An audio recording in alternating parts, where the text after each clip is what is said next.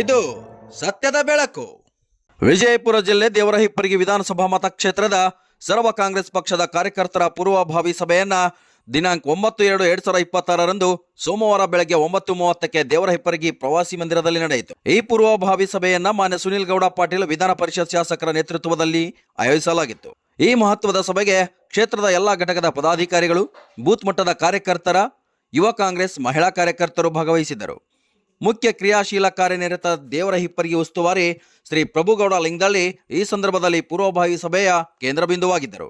Vajraksha news report, H A Telagar, Devarahipparagi. Shri Ravutarya ದೇವರನ್ನು ಮನದಲ್ಲಿ ನೆನೆದು ಈ ಒಂದು ಕಾಂಗ್ರೆಸ್ ಪಕ್ಷದ ಸಭೆಗೆ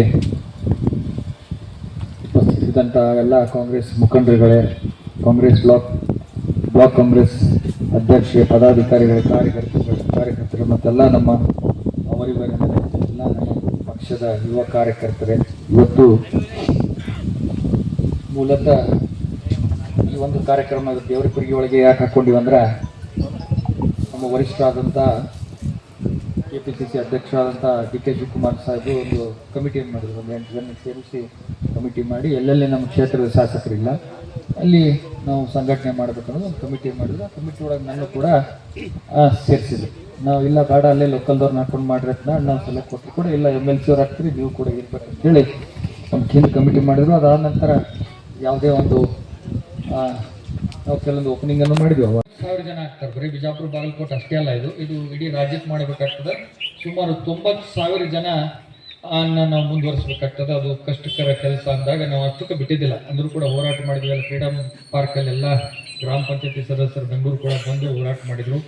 ನಮ್ಮ ಸತೀಶ್ ಕಾಡ್ಶೆಟ್ಟಿ ಸತೀಶ್ ಅವರು ನಮ್ಮ ರಾಜ್ಯದ ಅಧ್ಯಕ್ಷರು ಕೂಡ ಅವರು ಒಂದು ಮನವಿಯನ್ನು ಕೂಡ ಕೊಟ್ಟರು. ಎಲ್ಲ ಕೂಡಿ ಎಲ್ಲ ಪಕ್ಷಾತೀತವಾಗಿ ಎಲ್ಲ ನಾವು MLCಗಳು ಇದನ್ನು ಒತ್ತಾಯನ ಸರ್ಕಾರಕ್ಕೆ ಮಾಡಿದ್ವಿ. ಆ ನಿಟ್ಟಿನಲ್ಲಿ ಇವತ್ತು ನಮ್ಮ ಕಾಂಗ್ರೆಸ್ ಬಹುತೇಕ ಬಿಜಾಪುರ ಜಿಲ್ಲೆಗೆ ಇಲ್ಲಿವರೆಗೆ ಯಾರೂ ಮಂತ್ರಿಗಳಾಗಿದ್ದಿಲ್ಲ, ನೀರಾವರಿ ಮಂತ್ರಿ. ಮೊಟ್ಟ ಮೊದಲಿಗೆ ಸಿಕ್ಕಂಥದ್ದು ನಿಮ್ಮೆಲ್ಲರ ಆಶೀರ್ವಾದದಿಂದ ಮೊಟ್ಟ ಮೊದಲಿಗೆ ಸಿಕ್ಕಂಥ ಅವಕಾಶ ಅದು. ಆದ್ರೆ ಅವಕಾಶ ಸಿಕ್ಕ ನಂತರ ಅವರು ಅಷ್ಟಕ್ಕೆ ಸುಮ್ಮನೆ ಬಿಡಲಿಲ್ಲ. ನಿಮ್ಗೆಲ್ಲ ಗುರುತೈತೆ, ಅದ್ರ ಬಗ್ಗೆ ಭಾಳ ಹೇಳೋದು ಅವಶ್ಯಕತೆ ಇಲ್ಲ.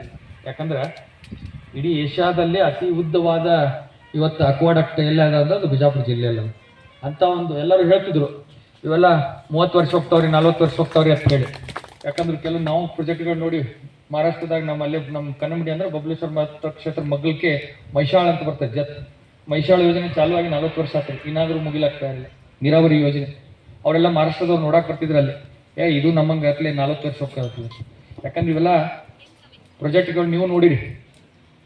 ನಾ ಸಣ್ಣವಿದ್ದೆ, ಆಲಮಟ್ಟಿ ಡ್ಯಾಮ್ ಆದ್ಮೇಲೆ ಇಲ್ಲಿ ನಮ್ಮ ಮುಳವಾಡಿ ಏಕ ನೀರಾವರಿಗೆ ನಾ ಸಣ್ಣವಿದ್ದೆ. ರಾಮಕೃಷ್ಣ ಹೆಗಡೆ ಅವರು ಮುಖ್ಯಮಂತ್ರಿ ಇದ್ರು. ಅವಧಿಗಳು ಕೊಡೋಕ್ಕೂ ಮನೆ ಮುಗಿತು.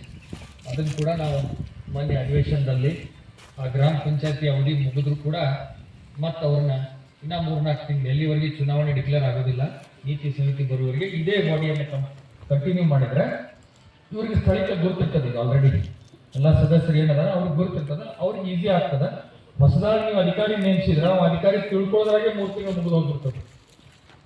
ಈಗ ಆಡಳಿತಾಧಿಕಾರಿನ ಹಾಕಿದ್ರೆ 3 ತಿಂಗಳು 2-3 ತಿಂಗಳು ಎಲ್ಲವ್ರನ್ನ ಹಾಕಿಬಿಟ್ಟಿರ್ತಾರೆ. ಅವ್ರು ಬಂದ ಊರಾಗಿ ಏನೈತಿ ಸಮಸ್ಯೆ ಏನೈತಿ ಅದು.